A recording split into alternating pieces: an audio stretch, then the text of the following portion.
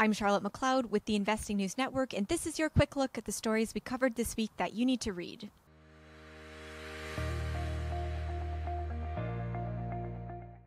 Another week, another installment in the Guyana Goldfields saga. We've covered the situation before, so you can check our previous videos for the backstory. The main thing to know is that Silvercorp Metals announced plans to acquire Guyana Goldfields in late April, but last week a mystery buyer made a better bid. The latest is that Silvercorp has chosen not to match that bid. The next step for Guyana Goldfields is to enter into a definitive agreement with the unknown purchaser. INN got another perspective on gold M&A activity this week from Byron of Agora Financial. In an extensive conversation, he said he sees more mergers and acquisitions coming for two main reasons. First, he believes large companies need to acquire assets to support their valuations, which have increased recently due to inflows of institutional money.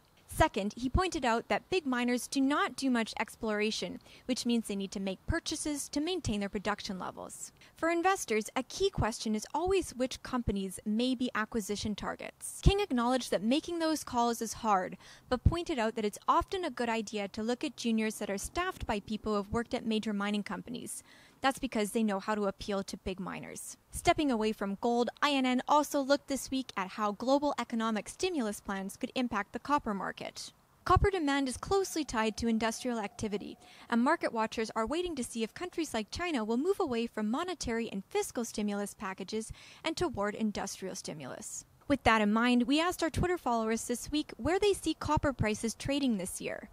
The poll was ongoing at the time of this recording, but most respondents said they see a price of $5,000 to $5,500 per ton. We'll be asking another question on Twitter next week, so make sure to follow us and share your thoughts. In the cannabis space this week, the Ontario Cannabis Store released a report on the province's first full year of legal operations. In total, over 35 million grams were sold, with sales clocking in at more than 385 million for the period. At this point, legal sales have captured only 19% of the market in the province, meaning that 81% of sales are still illegal.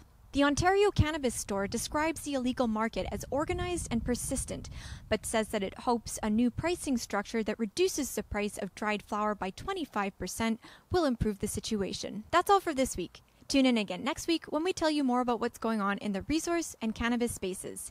In the meantime, you can follow us on social media, subscribe to our YouTube channel, or click below for our free report or any article mentioned in this video. See you next time.